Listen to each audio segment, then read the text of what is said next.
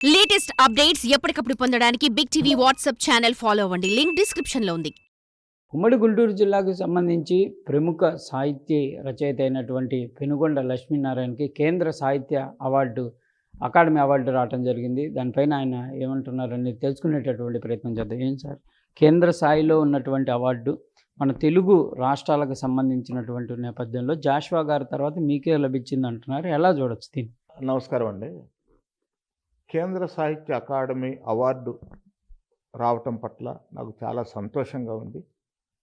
మీరు జాషువా గారికి వచ్చిందన్నారు. ఆ వినుకొండ గడ్డకి చెందినవాడిని నేను. జాషువా గారి సాహిత్య వారసుడిని. ఇప్పటి వరకు గుంటూరు జిల్లాకు సంబంధించి 17 మందికి అవార్డులు వచ్చాయి. కేంద్ర సాహిత్య అకాడమీ పురస్కారాలు వచ్చాయి. చాలామంది ప్రముఖులకు వచ్చాయి. నేను 18వ వాడిని. ఈ సాహిత్య అకాడమీ అవార్డులు చాలా ఎక్కువగా గుంటూరు జిల్లా సాహితీవేత్తలకు వచ్చినాయని కూడా ఈ సందర్భంగా తెలియజేస్తున్నాను. విషయం ఏంటంటే, నేను 1974 నుంచి అభ్యుదయ రచయితల సంఘం కార్యకర్తగా పనిచేస్తూ ఉన్నాను. రాష్ట్ర ప్రధాన కార్యదర్శిగా అధ్యక్షుడిగా చేశాను. 2023 ఆగస్టు 22వ తేదీన జబల్పూర్లో జరిగిన మా జాతీయ 18వ మహాసభలో నేను అధ్యక్షుడిగా ఎన్నికయ్యాను. అరసం జాతీయ అధ్యక్షుడిగా ఎన్నికయ్యాను. ఇలా అఖిల భారత అభ్యుదయ రచయితల సంఘం జాతీయ అధ్యక్షుడిగా ఎన్నికైన తొలి తెలుగు సాహితీవేత్తను నేను. మా అరసం ఏర్పడి ఇప్పటికీ 88 సంవత్సరాల చరిత్రలో నాకు లభించిన గొప్ప అవకాశం అది. నేను 1974లో నా సాహిత్య కృషిని రచనను ప్రారంభించాను. కాన ఇది నా సాహిత్య స్వర్ణోత్సవ సందర్భం. నేను 1954 అక్టోబర్ 24ను పుట్టాను. మొన్న అక్టోబర్కి 70 సంవత్సరాలు నిండాయి. ఇది నా సప్తతి సంవత్సరం కూడా. ఇటువంటి సందర్భంలో నాకు ఈ పురస్కారం లభించటం ఒక ప్రత్యేకంగా ఇదిగా భావిస్తున్నాను. కేంద్ర సాహిత్య అకాడమీ అవార్డు అనేది భారతదేశంలో సాహితీవేత్తలకు లభించే అత్యున్నతమైన పురస్కారం. ప్రతిష్టాకరమైన రచనలు చేసే రచయితలకు ఈ పురస్కారం లభిస్తుంది. విషయం ఏంటంటే, కేంద్ర సాహిత్య అకాడమీ లభించిన పుస్తకాలని ఇతర భాషల్లోకి కూడా సాహిత్య అకాడమీ అనువాదం చేసి ప్రచురిస్తుంది. ఇది ఒక గొప్ప విషయం. ఈ ఏడాది నా సాహిత్య వ్యాస సంపుటి అభ్యుదయ భావాలతో కూడిన గ్రంథం దీపిక ఎంపికైంది. దాన్ని సాహిత్య అకాడమీ అవార్డుకి అర్హతగా భావించి వారు ప్రకటించారు. చాలా సంతోషంగా ఉంది. సాహిత్యం అనేది ఒక సామాజిక బాధ్యతగా స్వీకరించి 50 సంవత్సరాల నుంచి నేను కృషి చేస్తున్నాను. అభ్యుదయ రచయితల సంఘంలో ప్రధానంగా కార్యకర్తనే. నాకు లభించిన ఈ పురస్కారం మా అభ్యుదయ రచయితల సంఘానికి, మా అభ్యుదయ సంఘం కుటుంబానికి చెందినట్లుగా నేను భావిస్తున్నాను. నా విశ్వాసం, నా సాహిత్య సిద్ధాంతం విశ్వాసం అనేది మార్క్సిజం. నేను కమ్యూనిస్టు ఉద్యమానికి అత్యంత సన్నిహితుడిని. నాకు ఇంటర్మీడియట్ చదివేటప్పుడే నేను ఉద్యమ కార్యకర్తను, కమ్యూనిస్టు ఉద్యమానికి చేరువైన వాడిని. నాకు స్ఫూర్తి ప్రదాత పులుపుల వెంకట శివయ్య గారు. ఆయన 1952, 1962లో వినుకొండ శాసనసభ్యుడు. ఆయన గొప్ప అభ్యుదయ రచయిత. ఆయనే నన్ను అరసానికి పరిచయం చేశారు. నేను గుంటూరు వచ్చిన తర్వాత 73 నవంబర్ 25న గుంటూరు చేరాను. ఇక్కడ డాక్టర్ పరుచూరి రాజారాం గారు, ఆయన ప్రముఖ వైద్యులే కాదు, ప్రముఖ సాహితీవేత్త, మా అరసం నాయకుడు. ఆయన నన్ను తీర్చిదిద్దారు.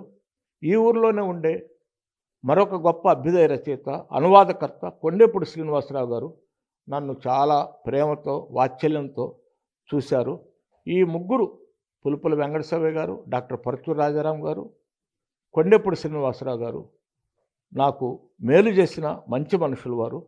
వారు ముగ్గురికి నా తొలి సాహిత్య వ్యాస సంపుటి అనేక పుస్తకాన్ని కూడా అంకితం చేశానని కూడా ఈ సందర్భంగా తెలియజేస్తున్నాను. ఏది ఏమైనా అభ్యుదయ సాహిత్యోద్యమం అనేది ఇప్పుడు ఈ సందర్భంలో చాలా అవసరం, దేశంలో చాలా అవసరం. పరిస్థితులు చాలా దారుణంగా తయారవుతున్న సందర్భంలో అభ్యుదయ సాహిత్యానికి చాలా ప్రధానమైన పాత్ర ఉంది. ఆ అభ్యుదయ సాహిత్య రంగంలో నేను కృషి చేస్తున్నాను. ఆ కృషికి లభించిన ఈ సత్కారాన్ని నేను మార్చి 8న ఢిల్లీలో కేంద్ర సాహిత్య అకాడమీ ఆధ్వర్యంలో జరిగే సమావేశంలో స్వీకరిస్తాను. ఈ సందర్భంగా అకాడమీ వారికి, ఈ పుస్తకాన్ని ఎంపిక చేసిన జ్యూరీ సభ్యులకి ధన్యవాదాలు. మా అరసం కుటుంబానికి నా జేజేలు. సార్, ప్రధానంగా చెప్పండి, దేశవ్యాప్తంగా కూడా అనేక మంది రచయితలు ఎంపికయ్యి మీకు పురస్కారం రావడానికి గల కారణం దీపిక అనేటటువంటి రచయిత, అండ్ దాని గురించి ఒక 2 మాటలు. నా పుస్తకం దీపిక. ఇందులో 36 సాహిత్య వ్యాసాలు ఉన్నాయి. ఈ వ్యాసాలు తెలుగునాట అన్ని ప్రాంతాలకి ప్రాధాన్యత కల్పించాను. ఉభయ తెలుగు రాష్ట్రాల్లో జరిగిన సాహిత్య పరిణామాలను విశ్లేషించాను. ఉభయ తెలుగు రాష్ట్రాలకు సంబంధించిన సాహితీవేత్తలను, శతజయంతి సాహితీమూర్తులను నేను పరిచయం చేశాను.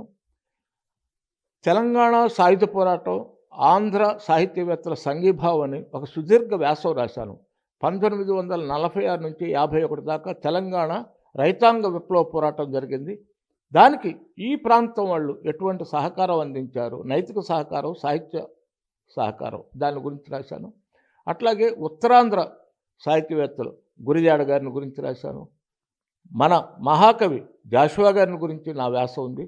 రాయలసీమకు సంబంధించిన సాహితీవేత్తల పరిచయాలు ఉన్నాయి. శశిశ్రీ కానీ, కేతు గారు కానీ, వీళ్ళందరితో పరిచయాలు ఉన్నాయి. మరొక విషయం ఏంటంటే, తెలుగునాట ఉన్న అనేక సాహిత్య సాంస్కృతిక సంస్థలతో నాకు చాలా అవినాభావమైన సంబంధం ఉంది. వాళ్ళందరి అభిమానాన్ని, ప్రేమను, గౌరవాన్ని నేను పొందుతూ ఉన్నాను.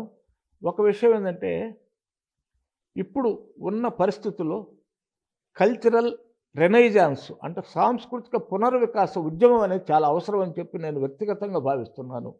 ఆ వికాస ఉద్యమం కూడా ఎలా ఉండాలి, దాని అవసరం ఏమిటనేది కూడా ఈ పుస్తకంలో అక్కడక్కడ నేను చర్చకు పెట్టాను. విద్యార్థులకు సంబంధించిన సాహిత్య వ్యాసాలు ఉన్నాయి. తెలుగులో ప్రసిద్ధ కవితా సంకలనాలని పరిచయం చేశాను. ప్రాంతీయ కథా సంకలనాలని పరామర్శ చేశాను. అట్లాగే అభ్యుదయ సాహిత్య ఉద్యమానికి సంబంధించి దళిత జీవన చిత్రణ ఎలా చేశారు అభ్యుదయ రచయితలు, అది కూడా ఒక సుదీర్ఘమైన వ్యాసం రాశాను. తెలుగునాట వేమన దగ్గర నుంచి ఇప్పటిదాకా ప్రస్తావించిన అభ్యుదయ సాహిత్యాన్ని గురించి కూడా నా వ్యాసం ఇందులో ఉంది. చాలా 36 వ్యాసాల పుస్తకం ఇది. ఒక సాంస్కృతిక విధానం అంటూ మన రాష్ట్రానికి కానీ మన దేశానికి కానీ లేదు. ఈ సాంస్కృతిక విధానం చాలా అవసరం. ఆ సాంస్కృతిక విధానం ఒక ప్రగతిశీలంగా, ప్రజాస్వామికంగా ఉండాలని చెప్పి నేను ఒక పెద్ద వ్యాసాన్ని రాసి చర్చకు కూడా పెట్టాను. ఇంతకుముందు అటువంటి ప్రయత్నాలు జరిగిన అవన్నీ అటకెక్కాయి, విఫలమయ్యాయి అని చెప్పి వాటి చరిత్ర మొత్తం సాధారణంగా వివరించి ఒక చర్చకు కూడా అది పెట్టాను. అలాగే గ్రంథాలయాలు ఈనాడు నిర్వీర్యం అయిపోయాయి. జాతీయ ఉద్యమ కాలంలో ఒక స్ఫూర్తిని అందించిన జాతీయ ఉద్యమ కాలంలో ఆ స్ఫూర్తిని అందించిన గ్రంథాలయాలు నిర్వీర్యం అయిపోయి వాటి పునర్వికాసానికి కూడా మనం కృషి చేయాల్సిన బాధ్యత ఉంది, అవసరం ఉందని చెప్పి నేను ఇచ్చేశాను. తర్వాత కొన్ని వైతాళికుల మీద, వీటన్నిటి మీద రాశాను. మరొక విషయం ఏంటంటే, భారతదేశ మాజీ ప్రధాని పివి నరసింహరావు గారు గొల్ల రామవ్వ అనే కథను రాశారు. ఆ కథను మేము ఒక సంకలనంలో చేర్చాం. ఆ కథను గురించి ప్రత్యేకంగా విశ్లేషణ చేస్తూ కూడా నేను ఈ పుస్తకంలో ఒక వ్యాసం రాశాను. అట్లా తెలంగాణకు, ఉత్తరాంధ్రకి, రాయలసీమకి, కోస్తా ఆంధ్రకు సంబంధించిన సాహిత్యవేత్తలందరిని గురించి రాశాను. సోమసుందర్ గారిని, అడవి బాపిరాజు గారిని, ఒకళ్ళేంటి నాకు తెలిసిన రెంటాల గోపాలకృష్ణ గారు, అందరి శతజయంతుల్ని గుర్తు చేశాను. ఆ మహామహులను అందరినీ, వారి స్ఫూర్తిని కూడా అందించే ప్రయత్నం నేను శాయశక్తులు చేశాను. ఆ పుస్తకంలో ఉన్న అభ్యుదయాంశని, మంచి విషయాల్ని ఈరోజు గుర్తించి కేంద్ర సాహిత్య అకాడమీ గౌరవిస్తున్నందుకు నాకు సంతోషంగా ఉంది. ప్రధానంగా ఇప్పుడు చూస్తే సాహిత్య వ్యాసాలు రాసేవాళ్ళు మీ వయసు వాళ్ళే ఎక్కువ మంది ఉన్నారు. ఇంకా యంగు తరాలు బయటకు వస్తున్న పరిస్థితి లేదు. ఎట్లా వీటిని రావాలి అంటే ఎట్లా చేస్తే బాగుంటుంది? ఇది చాలా మౌలికమైన ప్రశ్న. సాహిత్యంలోకి యువకులు వస్తున్నారా, రావటం లేదని. రావటం అనేది కొంత తక్కువగానే ఉంది, వాస్తవం అది. అయితే ఈ ప్రపంచీకరణ నేపథ్యంలో సాంకేతిక పరిజ్ఞానం అయితే అద్భుతంగా అభివృద్ధి చెందింది. అయితే సాహిత్య పరిణామానికి సంబంధించి కొంత తగ్గింది. అయితే పిల్లలు కొన్ని పుస్తకాలు కానీ కొన్ని రచనలు కానీ బాగానే జనంలోకి వెళుతున్నాయి. అయితే ఈ పిల్లల్ని ఎలా ఆకర్షించాలి, వాళ్ళ సాహిత్యం వైపుకు మళ్ళించాలి అనేది మా అరసం చాలా ప్రయత్నం చేస్తుంది. ఆ ప్రయత్నంలో భాగంగానే అభ్యుదయ రచయితల సంఘం గుంటూరు జిల్లా నుంచి నేను గౌరవ సంపాదకుడిగా, మా రాష్ట్ర అరసం ప్రధాన కార్యదర్శి ఒల్లూరు శివప్రసాద్ ప్రధాన సంపాదకుడిగా ఇప్పుడు 100 పుస్తకాలు తీసుకొని వచ్చాం. ఈ తరం కోసం కథాస్రవంతి, ఈ తరం కోసం కవితాస్రవంతి, ఈ తరం కోసం వచన కవిత, ఈ తరం కోసం గేయ కవిత, ఇటువంటి చాలా అద్భుతమైన పుస్తకాలు 100కు పైగా తీసుకొచ్చాం. ఆ కృషిని కొనసాగిస్తాం. ఎందుకంటే యువకులు రావాలి. రాకపోతే ఈ సాహిత్యం ఏమవుతుంది? సాహిత్యం లేకపోతే, సైన్స్ లేకపోతే సమాజం ఎట్లా ముందుకెళ్ళుద్ది? దేవుళ్ళు ఇవన్నీ వేరే విషయాలు. సామాజిక పరిణామంలో సాహిత్యానికి, సైన్స్కి చాలా ప్రాధాన్యత ఉంది. ఈ రెండు జంటగా ముందుకు వెళ్ళినప్పుడే సమాజం అభివృద్ధి చెందుతుంది. అయితే సైన్స్ పరంగా, సాంకేతిక పరంగా అభివృద్ధి చెందుతున్నాం. అయితే సాహిత్యపరంగా అభివృద్ధి కొంచెం తక్కువగా ఉంది. అది గమనించాలి, మనం కృషి చేయాలి. ఆ కృషిని మా అభ్యుదయ సంఘం జాతీయ స్థాయిలో, జిల్లా స్థాయి నుంచి చేస్తున్నాం. అది చాలా అవసరం అన్నమాట దేశానికి. సాహిత్యం లేకపోతే ఇంకేముంది. అది ప్రముఖ కవి, కృషివలుడు, సాహిత్య కృషివలుడు పెనుగొండ లక్ష్మీనారాయణ గారికి కేంద్ర సాహిత్య అకాడమీ రావడం అనేది మేమందరం కూడా గర్వంగా ఫీల్ అవుతా ఉన్నాం.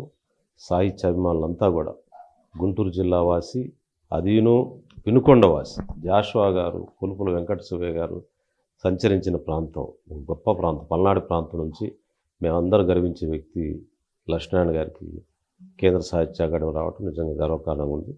50 సంవత్సరాలుగా అభ్యుదయ ఉద్యమాల్లో ఆయన సాహిత్యంలో కృషి చేస్తూ ఉన్నాడు. అనేక సాహిత్య కార్యక్రమాలు నిర్వహించాడు. అనేక మంది ప్రముఖులను వెలుగు తీశాడు. గొప్ప సాహిత్యవేత్త. చాలా ఆలస్యమైన అవార్డు రావడం చాలా గర్వంగా ఫీల్ అవుతా ఉన్నాం. మా గుంటూరు వాడు, మా పల్నాడు వాడు, మా జాషువా వారసుడు ఆయన. అంత గొప్ప వ్యక్తి. ఆయనకి రావడం నిజంగా మేము సంతోషిస్తూ ఉంటాం. అంటే లేట్ ఎందుకైంది అనుకోవచ్చు సార్? అంటే రకరకాల కారణాలు ఎన్నో ఉంటాయి. ప్రయారిటీస్లో చాలామంది, అంటే అవార్డు అనేది ఒక గుర్తింపు, అంతేగాని అవార్డు రాకపోయినా ఆయన ప్రముఖ కవి, ఆయన సాహిత్య కృషిని అందరూ 50 ఏళ్ళుగా ఆయన చేస్తూ ఉన్నారు. అవార్డు ఇవ్వడం ఒక గుర్తింపు అంతే. లేట్ అయినా ఏం పర్వాలేదు. మంచి గౌరవం దక్కింది, ఆయనకి రావాల్సిన గౌరవం దక్కింది. ఇంకా రావాలి. మేమందరం గర్విస్తూ ఉన్నాం. ఇన్నేళ్ల కృషికి సంబంధించినటువంటి అంశంలో వచ్చిందనే విధంగా కూడా అనేక మంది అభినందనలు కూడా వెళ్ళవెత్తుతున్నటువంటి పరిస్థితులు ఉన్నాయి. దాంతోపాటు ఇప్పుడున్నటువంటి సమాజంలో యంగ్ వ్యాస రచయితలు కూడా బయటికి వచ్చే విధంగా కూడా కృషి చేస్తానంటున్నారు పెనుకొండ లక్ష్మీనారాయణ. ఇది కెమెరామ్యాన్ సిద్ధుతో సాయి శంకర్, గుంటూరు నుంచి. For more videos like this, subscribe Big TV channel.